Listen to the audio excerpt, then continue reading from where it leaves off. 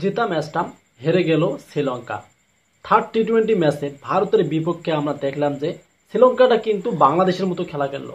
আমাদের বাংলাদেশ টাইগার টিমও কিন্তু এরকম করে অনেকগুলো ম্যাচ হেরেছে এবং লাস্ট পর্যায়ে গিয়ে দেখলাম যে এই সূর্যকুমার যাদব যে খেলাটা দেখালো আজকে অবিশ্বাস্য কিন্তু একটা খেলা।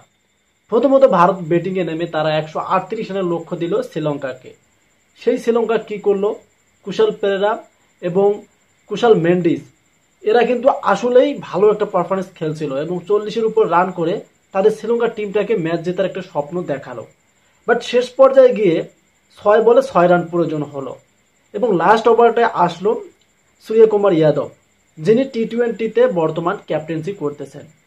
তার যে অবিশ্বাস্য 2 বলে 2টা উইকেট হলো শ্রীলঙ্কার ব্যাটাররা, তখনই কিন্তু ম্যাচটা ঘুরিয়ে গেছে ভারতের দিকে। তবে হয়তো তারপরও আশা ছিল, যারা শ্রীলঙ্কার সাপোর্ট করেন হয়তো ভাবছিলেন যে শ্রীলঙ্কা ম্যাচটা জিতবে এবং যারা ভারতের সাপোর্ট করছেন তারাও ভাবছিলেন যে হয়তো ভারত ম্যাচটা হেরে যাবে, কারণ 6 বলে 6 রান প্রয়োজন ছিল।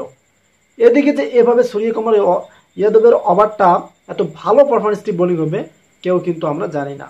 লাস্ট পর্যায়ে কিন্তু ম্যাচটা কি সুপার ওভারে চলে গেল এবং লাস্টে গিয়ে দেখলাম যে প্রথম বলেই সূর্যকুমার যাদব 4 মারলেন এবং মিসফিল্ডিং ছিল শ্রীলঙ্কার ফিল্ডারের। তবে আসলেই আমাদের বাংলাদেশও কিন্তু এরকম করে অনেকগুলো ম্যাচ হেরেছে পাকিস্তানের সাথে।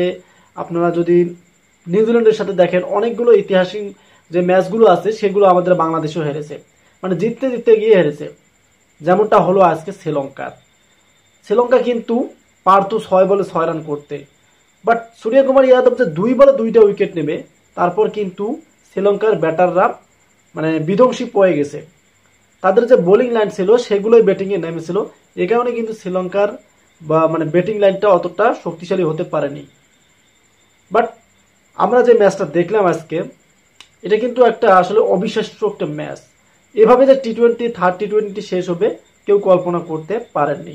তবে কিন্তু ম্যাচটার মধ্যে মানে হাই ভোল্টেজিং হয়েছিল, কেননা ইন্ডিয়া কিন্তু তেমন আজকে রান করতে পারেনি। তাদের টার্গেট থাকে 200-র উপরে, বাট তারা কিন্তু 137 রান করছে। সেই সেম সিস্টেমে কিন্তু শ্রীলঙ্কা 137 রান করলো এবং ম্যাচটা টাই হলো। টাই হওয়ার পরে পরে আবার দেখলাম যে ইন্ডিয়ার টিমটা তারা ব্যাটিংয়ে নামলো, শুভমান গিল এবং সূর্যকুমার যাদব, এবং সূর্যকুমার যাদব প্রথম বলে 4 মেরে ম্যাচটা জিতে গেল।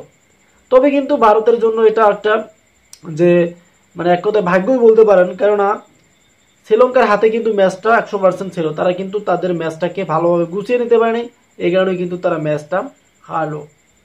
তবে এটাই ভারত কিন্তু অবিশ্বাস্য কিছু দেখায়, সেটা আবারও প্রমাণ করে দিল। তাদের প্রত্যেকটা প্লেয়ারের যে রেকর্ড থাকে সেটা আমরা দেখতে পারতেছি। আসলেই ভারতের টিমটা অসাধারণ একটা টিম, তাদের মনে করেন অবশ্যই প্রশংসা করা প্রয়োজন। সো এভাবেই কিন্তু থার্ড টি-20 শেষ হলো এবং নেক্সট যে খেলাগুলো হবে ওডিআই ম্যাচ, অবশ্যই সেটা নিয়ে ভিডিও আসবে। যারা আমাদের ক্রিকেট ভিডিওগুলো পছন্দ করেন তারা আমাদের চ্যানেলটিকে সাবস্ক্রাইব করতে পারেন। ধন্যবাদ।